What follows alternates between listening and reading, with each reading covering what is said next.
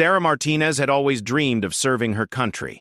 At 23, she stood barely 5 feet 4 inches tall, but her determination towered over most of her peers. The crisp morning air at Fort Hamilton carried the familiar sounds of military life, boots marching in rhythm, drill sergeants barking orders, and the distant hum of helicopters preparing for training exercises.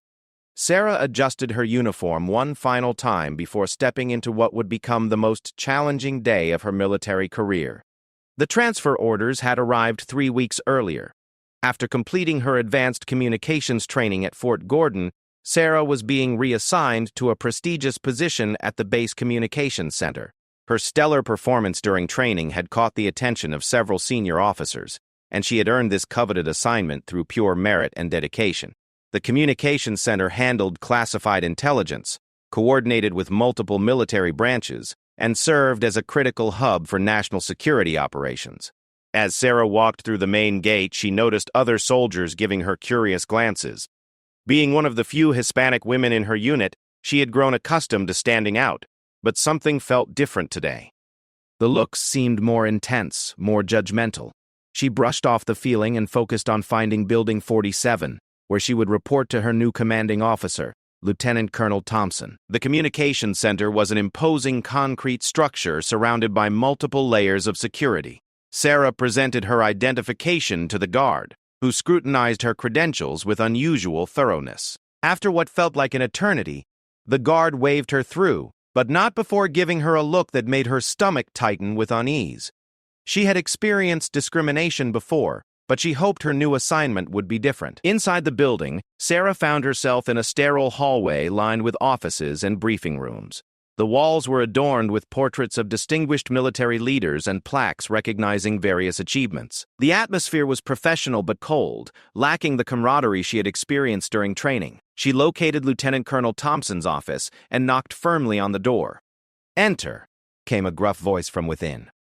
Lieutenant Colonel Thompson was a man in his mid-50s with graying hair and weathered features that spoke of decades of military service. He looked up from his paperwork with a neutral expression that quickly shifted to something less welcoming when he saw Sarah.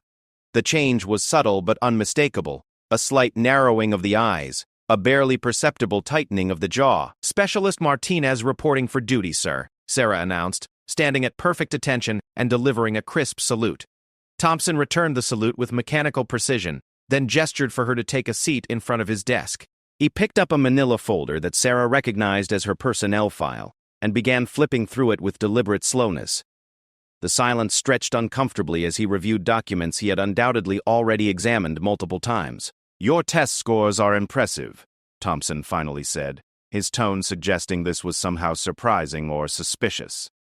"Top 5% in your class. Excellent marksmanship scores, leadership potential noted by your instructors." He paused and looked directly at Sarah. "Tell me, Specialist Martinez, what makes you think you're qualified for this position?" The question caught Sarah off guard. Her qualifications were clearly documented in the file he held. She had earned her position through hard work, dedication, and superior performance. Yet something in Thompson's tone suggested he believed otherwise. "Sir, I believe my training record speaks for itself," Sarah replied diplomatically. "I'm committed to excellence in serving my country and maintaining the highest standards of the communications center." Thompson leaned back in his chair, studying her with an expression that made Sarah increasingly uncomfortable. "The thing is, Martinez, this isn't some basic training facility where diversity quotas need to be filled. This is real military work that requires absolute reliability and trust. Our team has worked together for years, and we have a certain understanding about how things operate here." The implication hung in the air like smoke from a fired weapon.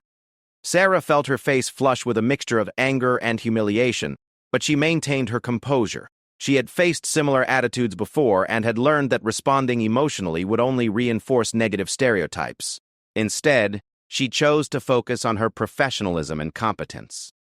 "I understand the critical nature of this assignment, sir," Sarah responded evenly. "I'm prepared to prove my capabilities and earn the trust of the team through my performance." Thompson's expression suggested he found her response amusing rather than reassuring. He closed her file and leaned forward, his voice taking on a more direct tone. "Let me be clear about something, Martinez. The standards here are non-negotiable. Any sign of weakness, any failure to meet expectations, and you'll find yourself transferred to a position more suitable to your background. The barely concealed prejudice in his words was unmistakable, but Sarah refused to give him the satisfaction of seeing her react.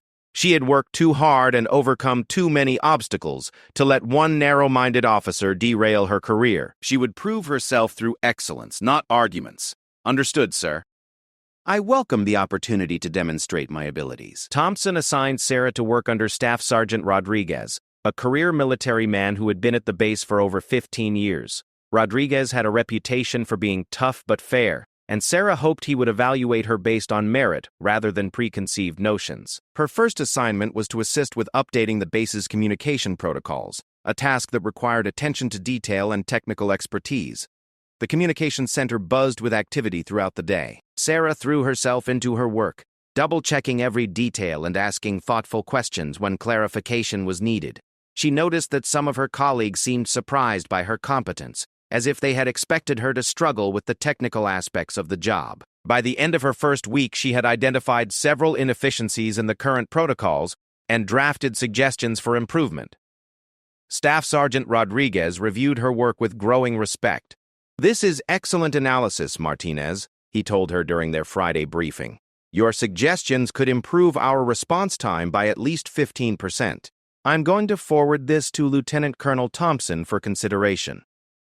Sarah felt a surge of pride at the recognition, but she also knew that Thompson would likely find reasons to dismiss her contributions. She had observed his interactions with other personnel and noticed a pattern of favoritism towards certain soldiers while others, particularly minorities and women, faced additional scrutiny and criticism. The following Monday brought a new challenge. Sarah was assigned to work the night shift, monitoring incoming communications and ensuring that all protocols were followed precisely. The night shift was considered less desirable, and Sarah suspected this assignment was intended to marginalize her rather than utilize her skills effectively. However, she approached it with the same dedication she brought to every task. During her second night shift, an urgent communication came through regarding a potential security threat at a nearby military installation. Sarah followed proper protocols, immediately alerting the duty officer and ensuring that all relevant information was transmitted accurately and securely. Her quick thinking and precise execution helped coordinate a rapid response that ultimately proved to be a false alarm, but the professionalism she displayed was noted by several senior staff members who were monitoring the situation. Despite her exemplary performance, Sarah continued to face subtle forms of discrimination. She noticed that she was often excluded from informal briefings and social gatherings that helped build relationships and career advancement opportunities. Comments about her appearance, her accent, and her aggressive work style were made within earshot, clearly intended for her to overhear. The psychological pressure was constant and exhausting. One particularly difficult incident occurred during a team meeting when Lieutenant Colonel Thompson was reviewing personnel assignments for an upcoming inspection. When Sarah volunteered for additional responsibilities, Thompson dismissed her offer with a wave of his hand. "I think we'll stick with our proven performers for this one, Martinez. Maybe you can help with filing or something administrative." The dismissal stung not just because of its professional implications, but because it came in front of her peers. Sarah could see some of her colleagues looking uncomfortable with Thompson's obvious bias, but none spoke up on her behalf. The culture of the unit made it clear that challenging the commanding officer's decisions was not welcome, regardless of their fairness. That evening, Sarah called her older brother Miguel, who had served 2 tours in Afghanistan before returning home to start a family. Miguel had always been her mentor and source of strength during difficult times. "They're trying to break you down," Miguel told her after she described the situation. "It's an old tactic. Make you question your worth and your place, so you'll either quit or accept being marginalized. But remember why you're there, Sarah. You earned that position, and you have every right to succeed." His words reminded Sarah of their grandfather, a World War II veteran who had faced similar challenges as a Mexican-American soldier in a predominantly white military. He had often told them stories about overcoming prejudice through unwavering excellence and quiet dignity. The tattoo on Sarah's back, which she had gotten shortly after enlisting, was a tribute to his service and sacrifice. The tattoo was a beautifully detailed eagle holding a banner with the words "Honor, Courage, Sacrifice" in both English and Spanish. Below the eagle was the insignia of her grandfather's unit, the 36th Infantry Division, which had distinguished itself in the Italian campaign. The tattoo was positioned between her shoulder blades, normally hidden by her uniform, serving as a private reminder of her family's proud military tradition. As her second month at Fort Hamilton progressed, Sarah's situation became increasingly difficult. Thompson seemed to take personal pleasure in creating obstacles for her advancement. He assigned her to menial tasks that were well below her qualifications, excluded her from important training opportunities, and made it clear to other staff members that supporting her career would not be viewed favorably. The breaking point came during a routine inspection, when Thompson singled out Sarah for criticism over a minor uniform infraction that he ignored in other personnel. Standing before the assembled unit, he delivered a humiliating lecture about attention to detail and military standards, using language that barely concealed his prejudicial motivations. Perhaps, Thompson concluded, some people need to consider whether they're truly cut out for military service or if they're here for the wrong reasons. The implication was clear to everyone present. Sarah felt the eyes of her colleagues upon her, some sympathetic but most simply uncomfortable with the obvious injustice they were witnessing. She maintained her composure throughout the ordeal, but inside she was reaching a breaking point. The constant stress of proving herself while facing systematic discrimination was taking its toll on her mental and physical health. That night, alone in her quarters, Sarah seriously considered requesting a transfer or even leaving the military entirely. The dream of serving her country was being poisoned by the reality of serving under officers who saw her as unworthy of respect or opportunity. She sat on her bed, holding a framed photo of her grandfather in his World War II uniform, wondering if his sacrifices had been in vain. As she prepared for sleep, Sarah caught a glimpse of herself in the mirror and saw the edge of her tattoo visible above her undershirt. The sight reminded her of her grandfather's stories about facing discrimination with dignity and perseverance. He had served his country honorably, despite the prejudice he encountered, and his unit had become legendary for its courage and effectiveness. The next morning brought news that would change everything. Base Commander Colonel Harrison was conducting a surprise inspection of all units, including the communications center. Sarah had heard stories about Colonel Harrison. He was known for his no-nonsense approach to leadership and his commitment to merit-based advancement. Some said he had little patience for officers who allowed personal bias to affect their professional judgment.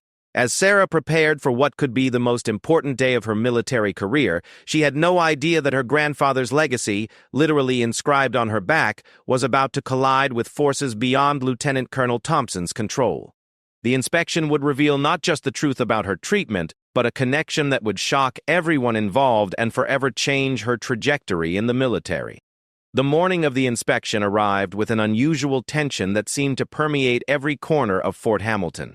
Colonel Richard Harrison had built a reputation throughout his 30-year military career as an officer who could spot inefficiency, corruption, and poor leadership from a mile away.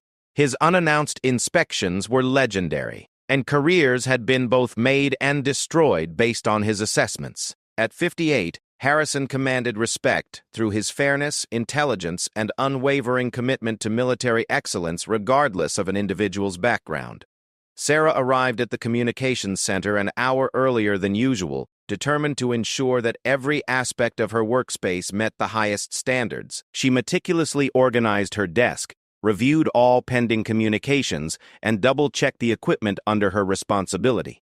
Other personnel were similarly engaged in last-minute preparations, but the atmosphere varied significantly depending on their relationship with Lieutenant Colonel Thompson. Those who enjoyed Thompson's favor seemed confident and relaxed, engaging in casual conversation about their anticipated commendations. However, personnel who had experienced Thompson's bias, particularly the few women and minority soldiers in the unit, worked with quiet intensity, knowing that any minor flaw would be magnified and used against them during the inspection. Staff Sergeant Rodriguez approached Sarah's workstation with a concerned expression. Over the past weeks, he had become increasingly uncomfortable with Thompson's treatment of her. Though the military hierarchy made direct intervention difficult, Rodriguez was a career soldier who believed deeply in merit-based advancement and fair treatment for all personnel. "Martinez, I want you to know that your work has been exceptional," Rodriguez told her quietly. "Whatever happens today, remember that your performance speaks for itself. Don't let anyone convince you otherwise." His words provided some comfort, but Sarah knew that perception often mattered more than reality in military evaluations. Thompson had been systematically undermining her reputation while taking credit for her innovations and contributions. The updated communication protocols she had developed were now being presented as Thompson's initiative, with no mention of her role in their creation.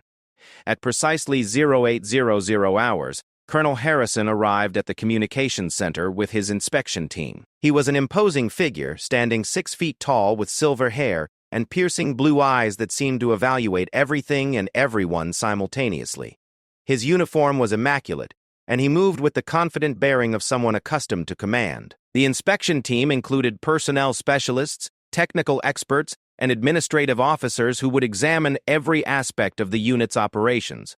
Lieutenant Colonel Thompson greeted Harrison with excessive enthusiasm, immediately launching into a prepared presentation about the unit's achievements and improvements. Sarah noticed that Thompson claimed credit for several initiatives that she had developed, including the communication protocol updates and a new training program for junior personnel. The brazen appropriation of her work was frustrating, but she maintained her professional demeanor. These improvements have resulted in a 15% increase in efficiency and a significant reduction in communication errors, Thompson explained proudly. I believe our unit now represents the gold standard for military communications operations. Colonel Harrison listened without comment, his expression neutral as he reviewed the documentation Thompson provided. His inspection team spread throughout the facility, examining equipment, reviewing procedures, and conducting individual interviews with personnel. Sarah noticed that Harrison himself moved methodically through the center, observing operations and asking pointed questions that revealed his deep understanding of communications technology and procedures. When Harrison reached Sarah's workstation, she stood at attention and waited for his acknowledgement. He examined her workspace with the same thorough attention he had given to all others, noting the organization, cleanliness, and efficiency of her setup. He picked up several reports she had generated, reading them carefully and occasionally asking clarifying questions about technical details. This analysis of communication delays during the recent emergency drill is quite thorough, Harrison observed. Walk me through your methodology for identifying the bottlenecks in the system. Sarah explained her approach clearly and concisely, detailing how she had tracked communication flows, identified inefficiencies, and developed recommendations for improvement. Harrison listened intently, asking follow-up questions that demonstrated his appreciation for her technical expertise and analytical thinking. Thompson, who was hovering nearby, appeared increasingly uncomfortable as the conversation continued. Specialist Martinez clearly has a strong grasp of our operational challenges, Harrison noted, looking directly at Thompson. How long has she been working on these improvements? Thompson hesitated slightly before responding. Well, sir, these initiatives have been under development for several months. It's been a collaborative effort involving the entire team, though I've personally overseen the implementation. The response was technically accurate but deliberately misleading, and Sarah could see that Harrison was not entirely satisfied with the explanation. However, she remained silent, knowing that contradicting her commanding officer during an inspection would be seen as insubordination regardless of the truth. The inspection continued throughout the morning, with Harrison's team conducting detailed reviews of personnel files, operational procedures, and equipment maintenance records. Sarah went about her regular duties while remaining available to answer questions from the inspection team. She noticed that several team members seemed particularly interested in her work products and were taking detailed notes about her contributions. During the lunch break, an incident occurred that would prove to be pivotal. Sarah was in the break room grabbing a quick meal when she overheard Thompson speaking with Major Wilson, one of Harrison's inspection team members. Thompson was engaging in what he clearly thought was a confidential conversation about unit personnel. The thing about Martinez is that she's competent enough, but she lacks the leadership qualities we need for advancement, Thompson was saying. She's very focused on technical details, but doesn't really understand the bigger picture of military operations.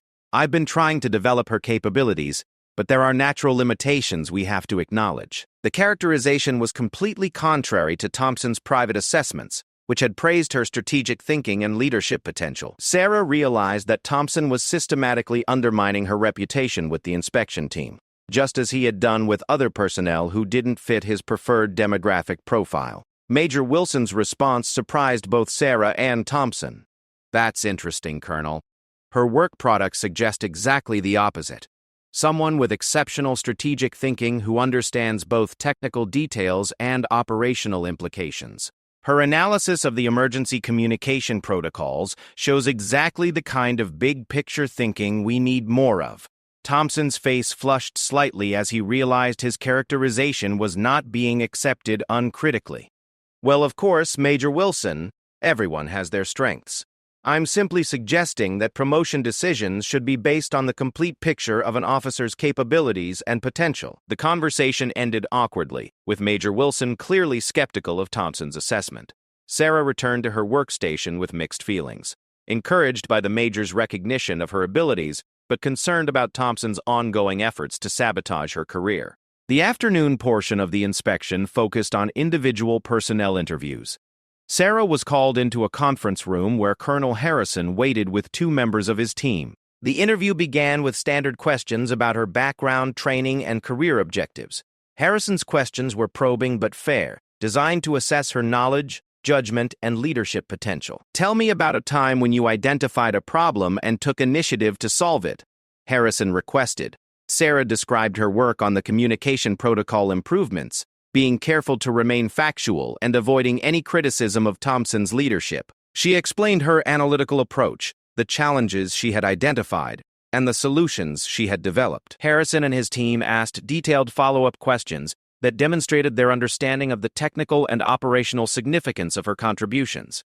Have you received appropriate recognition for this work? Harrison asked directly. The question put Sarah in a difficult position. Being truthful would mean criticizing her commanding officer, but lying would misrepresent the situation. She chose her words carefully. Sir, I believe the important thing is that the improvements benefit the unit's mission effectiveness. Personal recognition is less important than operational success. Harrison's expression suggested he understood the subtext of her response. His years of experience had taught him to read between the lines when subordinates were reluctant to criticize their superiors directly. He made several notes before moving on to other topics. The interview concluded with Harrison asking about Sarah's long-term career goals and her assessment of the unit's overall effectiveness. She answered honestly while maintaining appropriate professionalism, but she could see that Harrison was forming his own conclusions about the leadership dynamics within the communications center. Late in the afternoon, an unexpected incident occurred that would change everything. Sarah was working on routine maintenance of communication equipment when she bent over to access a junction box near the floor. The movement caused her uniform shirt to shift slightly, revealing the top edge of her tattoo between her shoulder blades.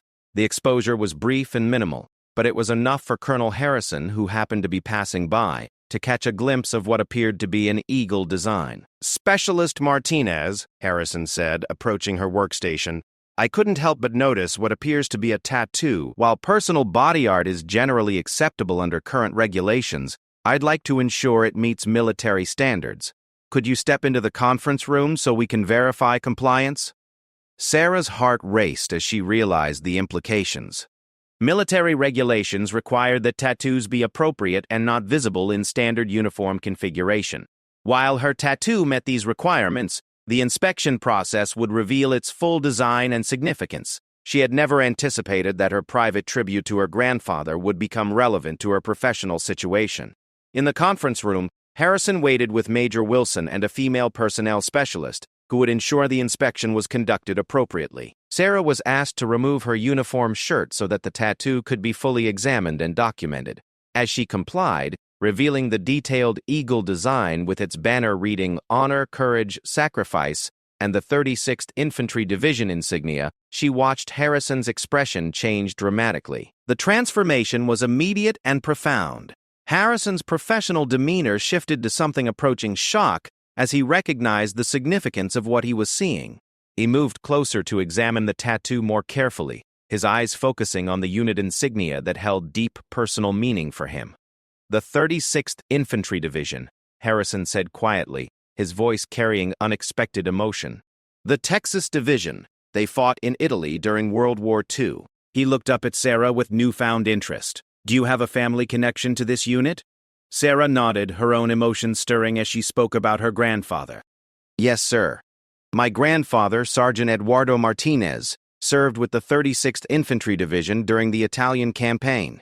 He was wounded at Monte Cassino but continued serving until the war ended. He passed away 5 years ago, and I got this tattoo to honor his service and sacrifice. Harrison was silent for a long moment, processing this information.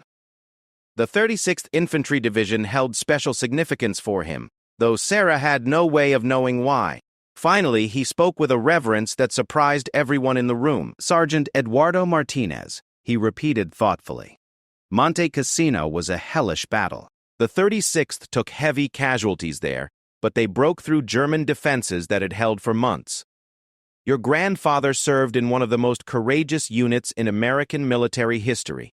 The inspection team members exchanged glances, recognizing that something significant was happening, but not understanding the full context. Harrison continued to study the tattoo, noting the craftsmanship and the authentic details of the unit insignia. The Spanish text alongside the English demonstrated Sarah's pride in both her military service and her cultural heritage. "This is remarkable work," Harrison observed. "The detail of the unit insignia is historically accurate.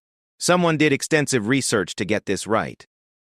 He looked directly at Sarah. "Tell me more about your grandfather's service. What stories did he share about his experiences?" Sarah spoke about her grandfather's reluctance to discuss the war in detail, but the few stories he had shared about camaraderie among soldiers from different backgrounds, the importance of courage under fire, and the responsibility that comes with serving one's country. She explained how his example had inspired her own military service and her determination to uphold the highest standards of honor and professionalism. As Sarah spoke, Harrison's expression grew increasingly thoughtful.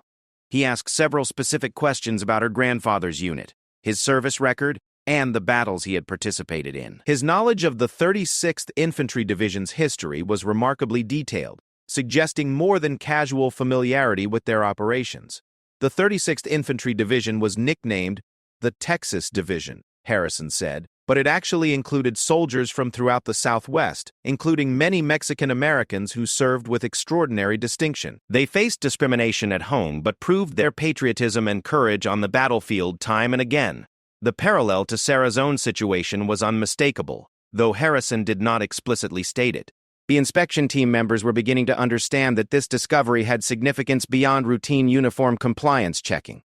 "Your grandfather's generation of soldiers faced challenges that we can hardly imagine today," Harrison continued. "They fought a war against fascism while dealing with prejudice and discrimination from their own countrymen. Their service helped pave the way for a more inclusive military that judges people on merit rather than background." Sarah felt tears forming in her eyes as she listened to this tribute to her grandfather's service. She had never heard his contributions described with such respect and understanding by a senior military officer. The moment was both deeply personal and professionally significant, though she didn't yet understand the full implications of Harrison's reaction to her tattoo. "Specialist Martinez, you may get dressed," Harrison said formally. "Your tattoo is fully compliant with military regulations and represents an honorable tribute to a distinguished veteran." He paused before adding, "I'd like to continue our conversation about your grandfather's service, but first I need to complete some other aspects of this inspection."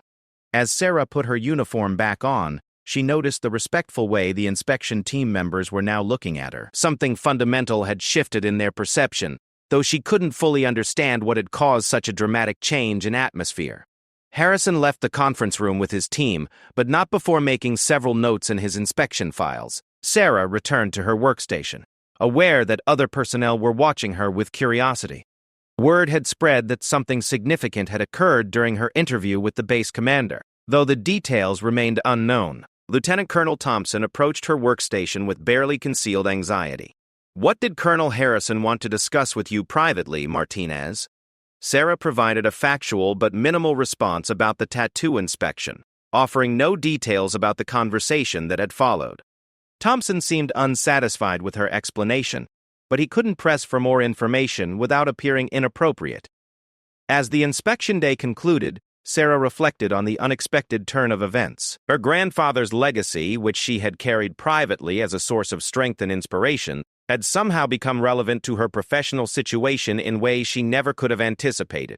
She had no idea that this discovery would soon lead to revelations that would fundamentally alter her military career and expose the truth about Thompson's discriminatory leadership practices. The following morning brought an atmosphere of uncertainty that permeated the communications center. Personnel whispered among themselves about the previous day's inspection, speculating about potential outcomes and changes in leadership. Sarah arrived early, as had become her habit, but found the building unusually quiet. Several administrative offices that normally buzzed with activity remained closed, and there was a sense that important decisions were being made behind closed doors. Colonel Harrison had remained at Fort Hamilton overnight, which was unusual for his typical inspection routine. Normally, he would complete his assessment and depart the same day, leaving unit commanders to implement any necessary changes. His extended presence suggested that something significant had been discovered during the inspection, though the nature of those findings remained unknown to most personnel. Lieutenant Colonel Thompson appeared increasingly agitated as the morning progressed. He had been summoned to multiple meetings with Harrison and his inspection team, each session lasting longer than the previous one. When Thompson returned from these meetings, his demeanor was noticeably tense, and he avoided making eye contact with subordinates. Sarah noticed that he seemed particularly anxious when she was present, though she couldn't understand why her routine duties would cause him additional stress. At approximately 1,000 hours, Sarah received an unexpected message to report to Building 12, the base administration center where Colonel Harrison had established his temporary office. The summons came without explanation, leaving her to wonder whether she was in trouble or being considered for some new assignment. Her colleagues watched with curiosity as she left the communications center, their expressions reflecting the same uncertainty she felt. Building 12 was significantly more formal than the communications center, with polished floors, official portraits, and an atmosphere of serious military business. Sarah was directed to a conference room where Colonel Harrison waited alone, a stark departure from the previous day's group interviews. The absence of his inspection team suggested this meeting had a different purpose than routine assessment procedures. "Please have a seat, Specialist Martinez," Harrison said, his tone more personal than the formal military bearing he had maintained during the inspection. "I have some things I'd like to discuss with you, and I believe you'll find our conversation quite interesting." Sarah took a seat across from Harrison, noting that his desk was covered with files, photographs, and what appeared to be historical documents. She could see her personnel file among the papers, along with several folders marked with classifications she couldn't read from her position. Harrison's demeanor was serious but not hostile, suggesting she wasn't being disciplined for some unknown infraction. "Yesterday, when I saw your tattoo honoring your grandfather's service with the 36th Infantry Division, it triggered some memories and connections that I think you should know about," Harrison began. "But before I explain those connections, I need to share some information about my own family history that's relevant to this situation." Harrison opened a folder and removed a black and white photograph that appeared to be from World War II. The image showed a group of soldiers in combat gear, standing in front of what looked like Italian countryside. He handed the photograph to Sarah, pointing to a young soldier in the front row.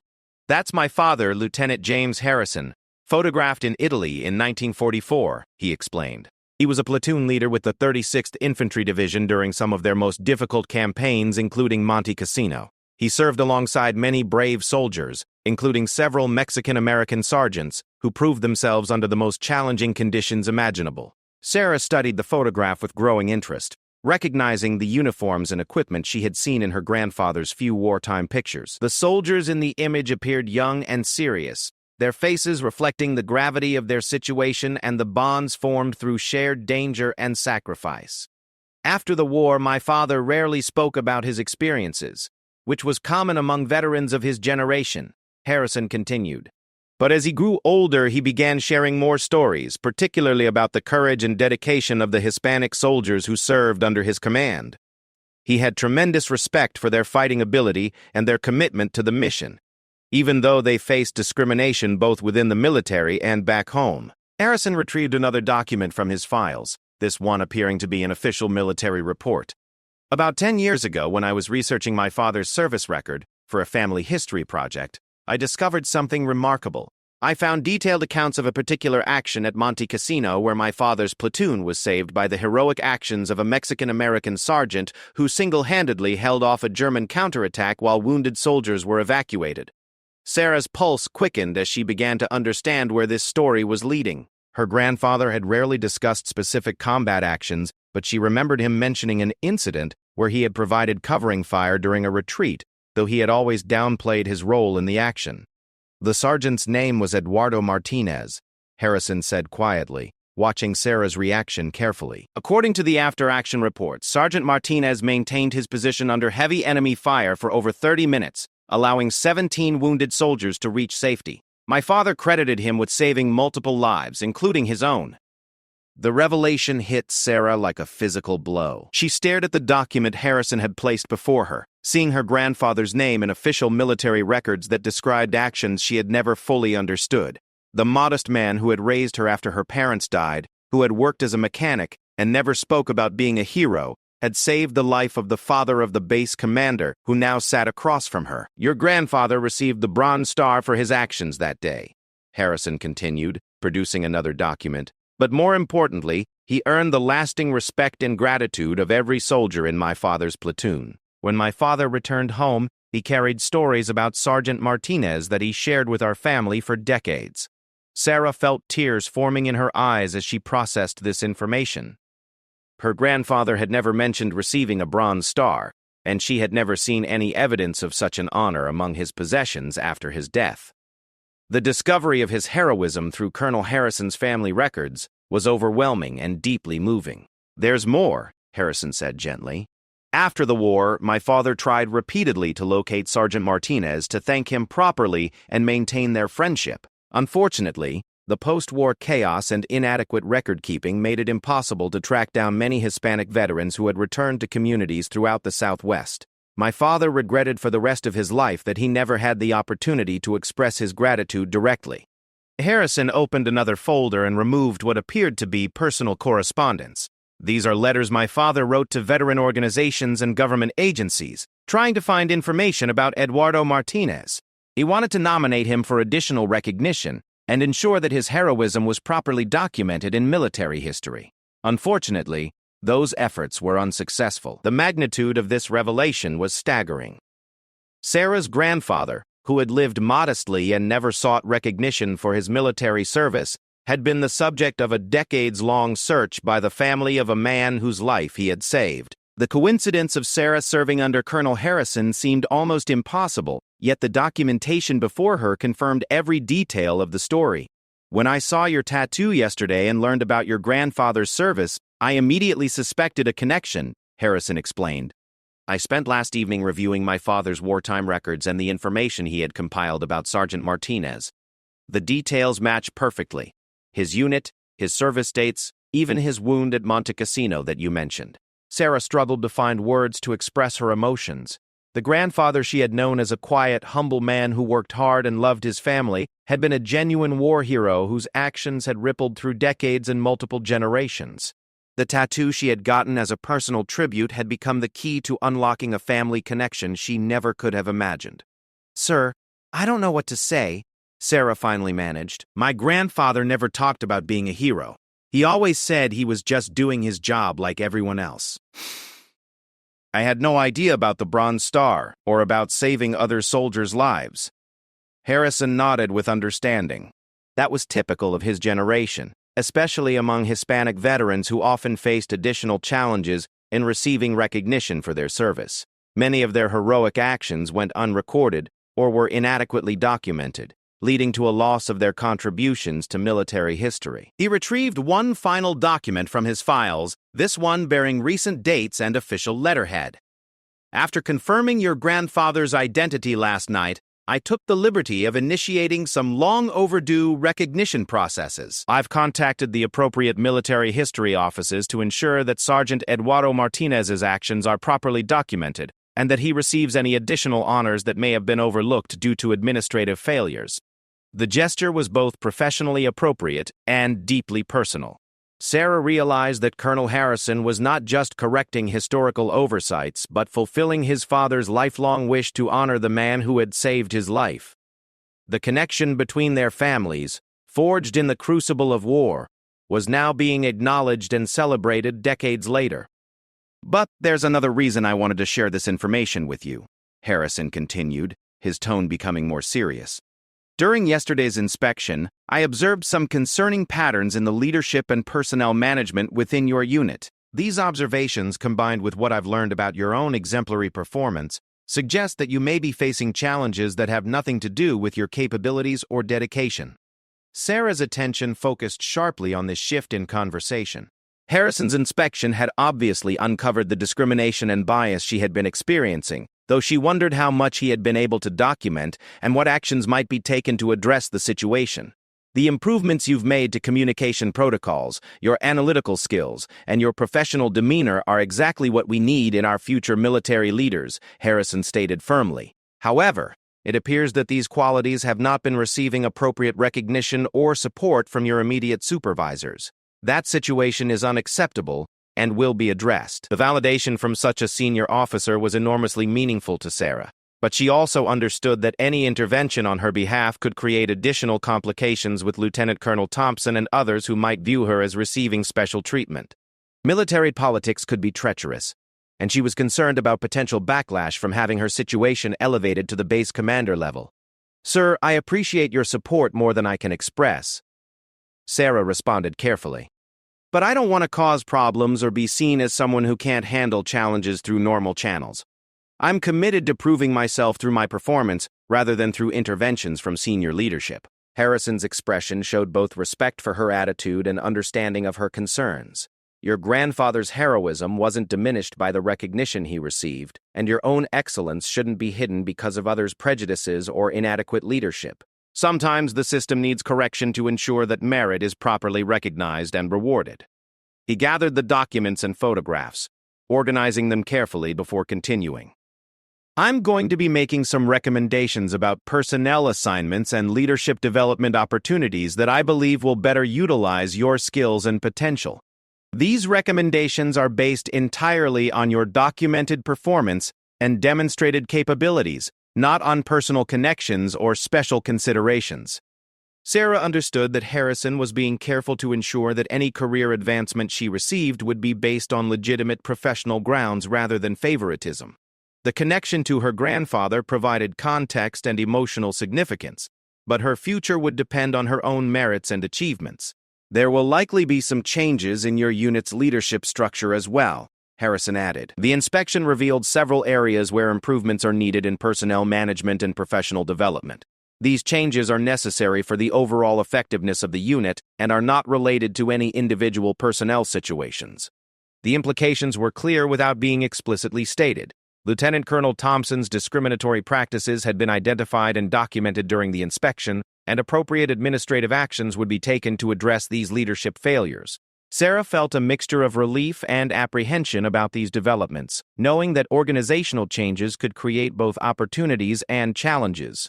As the meeting concluded, Harrison stood and extended his hand to Sarah in a gesture that transcended military protocol. "Specialist Martinez, it has been an honor to meet the granddaughter of Sergeant Eduardo Martinez. Your family's tradition of service and sacrifice continues through your own dedication and excellence. I have no doubt that you will achieve great things in your military career." The handshake felt like a bridge between generations, connecting her grandfather's wartime heroism with her own aspirations for military service. Sarah left the meeting with a profound sense of connection to her family's military legacy and renewed confidence in her ability to succeed despite the obstacles she had faced. The revelation of her grandfather's heroism and its connection to Colonel Harrison would soon trigger a series of changes that would transform not only her own career prospects, but also the culture and leadership of the communications center. The story of discrimination and bias that had seemed destined to derail her military dreams was about to take a dramatically different turn. The changes began immediately, though they unfolded with the careful precision that characterizes military administrative actions. Within 48 hours of Colonel Harrison's revelation about Sarah's grandfather, a series of official orders and personnel decisions started reshaping the dynamics at Fort Hamilton's communications center. The transformation would prove to be both swift and comprehensive, affecting not only Sarah's situation but the entire culture of the unit. The first indication of change came when Lieutenant Colonel Thompson was summoned to a meeting with Colonel Harrison and the base's Inspector General. The meeting lasted over 3 hours, and when Thompson emerged, his demeanor had changed completely. Gone was the arrogant confidence that had characterized his interactions with subordinates, particularly those he had been systematically discriminating against. In its place was a cautious uncertainty that suggested he now understood the precarious nature of his position. Sarah observed these developments from her workstation, noting the hushed conversations among staff and the way Thompson seemed to avoid making eye contact with anyone. Staff Sergeant Rodriguez, who had witnessed Thompson's discriminatory behavior for months, approached Sarah with barely concealed satisfaction. "Something big is happening," Rodriguez told her quietly. "Thompson's been walking around like he's seen a ghost, and there are rumors that a formal investigation has been opened into personnel practices within our unit. The Inspector General's office has been requesting files and interview schedules for the past 2 days. The prospect of an official investigation was both encouraging and concerning for Sarah. While it might vindicate her experiences and those of other personnel who had faced discrimination, it also meant that her situation would be subject to intense scrutiny and documentation.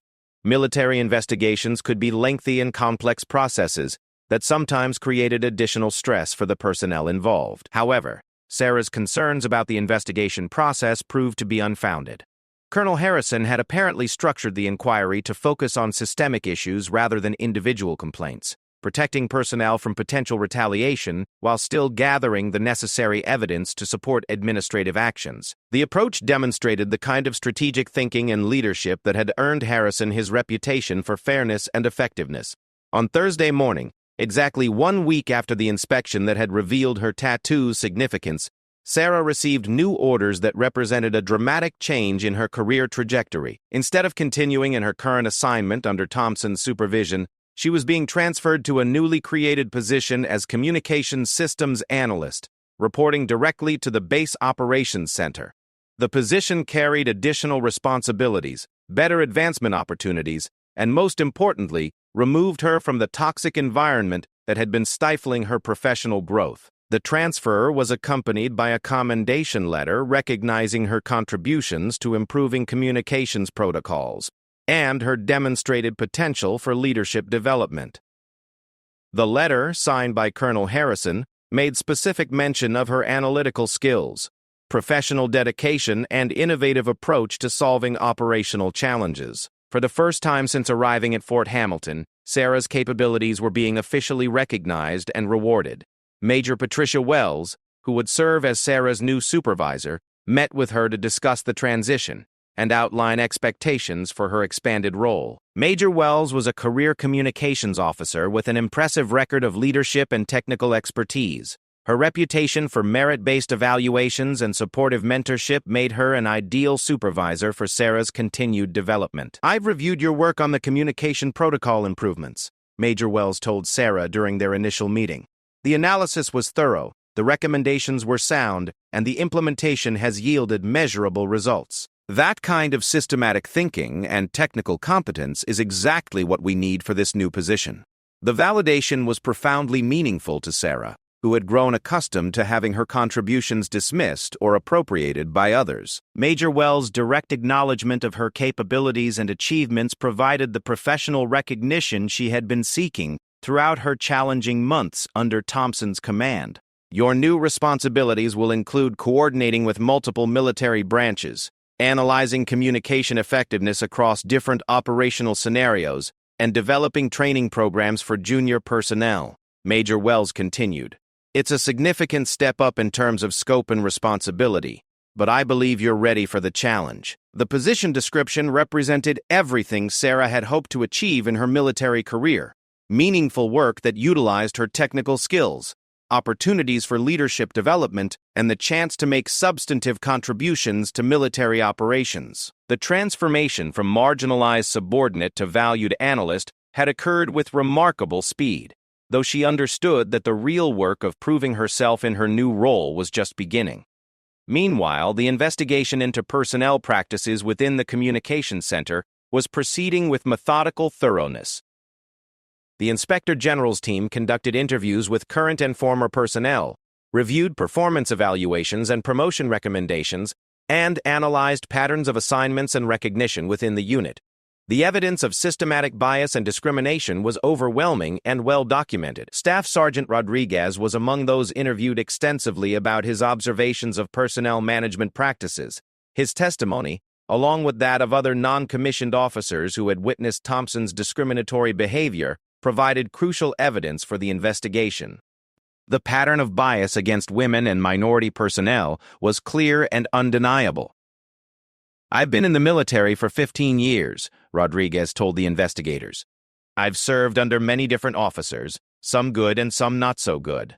But I've never seen anything like Thompson's systematic undermining of qualified personnel based on their race or gender. It was obvious, persistent, and completely contrary to military values and regulations." The investigation also revealed that Thompson had been taking credit for innovations and improvements developed by subordinates, particularly those from demographic groups he appeared to view as less deserving of recognition.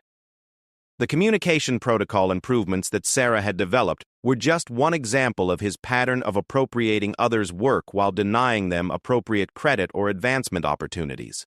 3 weeks after the initial inspection, the results of the investigation were finalized and administrative actions were implemented. Lieutenant Colonel Thompson was relieved of his command and transferred to a position with significantly reduced responsibilities and no supervisory authority. While the specific details of his punishment were not made public, military personnel understood that such actions typically included formal reprimands, elimination from promotion consideration, and possible early retirement. Major Rodriguez was promoted to lieutenant colonel and assigned as the new commander of the communications center. His reputation for fairness, technical competence, and supportive leadership made him an ideal choice to rebuild the unit's culture and restore confidence among personnel who had been affected by Thompson's discriminatory practices. The appointment sent a clear message that merit-based leadership and inclusive practices were being prioritized. The transformation of the communications center under Rodriguez's leadership was remarkable and swift. Personnel who had been marginalized or underutilized were given opportunities to demonstrate their capabilities and contribute to the unit's mission. Training programs were expanded, performance evaluations became more objective and comprehensive, and the overall atmosphere shifted from one of tension and bias to professional cooperation and mutual respect. Sarah's success in her new position exceeded even the optimistic expectations that Major Wells had expressed during their initial meeting. Her analytical reports on communication effectiveness led to operational improvements that were adopted by multiple military installations. Her training programs for junior personnel became models for other units seeking to enhance their technical capabilities. Within 6 months, she was recognized as one of the most valuable analysts in the entire regional command structure. The recognition extended beyond her immediate supervisors to senior military leadership who began seeking her expertise for complex communication challenges and strategic planning initiatives. Her recommendations for improving inter-service coordination were implemented at the Pentagon level, and she was invited to brief senior officials on emerging communication technologies and their military applications. Colonel Harrison, whose revelation about her grandfather had triggered these positive changes, continued to monitor Sarah's progress with paternal interest. During a visit to Fort Hamilton several months after the initial inspection, he met with Sarah to discuss her career development and future opportunities. "Your grandfather would be enormously proud of what you've achieved," Harrison told her. "You've honored his legacy not just through your dedication to service, but through your refusal to let discrimination and bias derail your commitment to excellence. That kind of character and determination is exactly what our military needs in its future leaders." The conversation touched on opportunities for advanced education, specialized training programs, and potential assignments that would further develop her leadership capabilities. Sarah's career trajectory had completely transformed from the bleak prospects she had faced under Thompson's discriminatory leadership to a future filled with meaningful opportunities and professional recognition. During their conversation, Harrison shared additional information about his efforts to ensure proper recognition for her grandfather's wartime heroism. Through his contacts in military historical organizations, he had arranged for Sergeant Eduardo Martinez to be included in official records of Hispanic military heroes and to receive posthumous recognition that had been delayed for decades by bureaucratic oversight and discriminatory practices. "The presentation of his Bronze Star to your family will take place next month," Harrison informed Sarah. I'd like you to consider it not just as recognition for your grandfather's heroism, but as acknowledgement of the continuing legacy of service and sacrifice that your family represents. Your own achievements are part of that same tradition of excellence and dedication. The ceremony honoring her grandfather was attended by military officials, veterans organizations, and community leaders who recognized the importance of acknowledging Hispanic contributions to American military history. Sarah accepted the Bronze Star on behalf of her family, delivering remarks that honored her grandfather's memory while highlighting the ongoing need to recognize and support diverse contributions to military service. The broader impact of Sarah's story extended far beyond her individual career success. The investigation into discriminatory practices at Fort Hamilton led to policy changes and training programs designed to prevent similar situations at other military installations. Her experience became a case study in military leadership courses, illustrating both the destructive effects of bias and the positive outcomes that result from merit-based evaluation and supportive leadership. Sarah's rapid advancement continued as she was selected for Officer Candidate School, representing the fulfillment of her original goals for military service. Her exceptional performance during officer training led to additional recognition and accelerated promotion opportunities. The trajectory that had once seemed blocked by discrimination and bias had become a model of success and professional achievement. 2 years after the inspection that revealed her tattoo's significance, Sarah returned to Fort Hamilton as a newly commissioned second lieutenant, assigned to lead a team of communication specialists in developing next-generation military communication systems. The assignment brought her full circle to the base where she had faced her greatest professional challenges and achieved her most significant breakthrough, standing in the same communications center where Lieutenant Colonel Thompson had once tried to undermine her career. Sarah reflected on the remarkable journey that had led from discrimination and marginalization to leadership and recognition. The tattoo honoring her grandfather's service continued to serve as a private reminder of the values and dedication that had sustained her through difficult times and guided her toward success. Her story became an inspiration to other military personnel who faced similar challenges, demonstrating that excellence and determination could overcome bias and discrimination when supported by fair leadership and institutional commitment to merit-based advancement. The transformation of one soldier's career had contributed to broader changes that benefited countless others who deserved recognition and opportunity based on their capabilities rather than their demographics. As Sarah began her new assignment as an officer, she carried forward both her grandfather's legacy of heroism and her own experience of overcoming adversity through professional excellence. The uniform she now wore as a commissioned officer bore no visible sign of the tattoo that had changed her life, but its message of honor, courage, and sacrifice continued to guide her service to her country and her commitment to ensuring that all military personnel receive fair treatment and recognition for their contributions. The story that had begun with discrimination and bias had evolved into one of redemption, recognition, and positive transformation, not just for Sarah herself, but for the military institution that had learned valuable lessons about the importance of inclusive leadership and merit-based advancement. Her grandfather's heroism, revealed through an unexpected encounter with the son of the man whose life he had saved, had created ripple effects that would benefit future generations of military personnel seeking to serve their country with distinction and honor.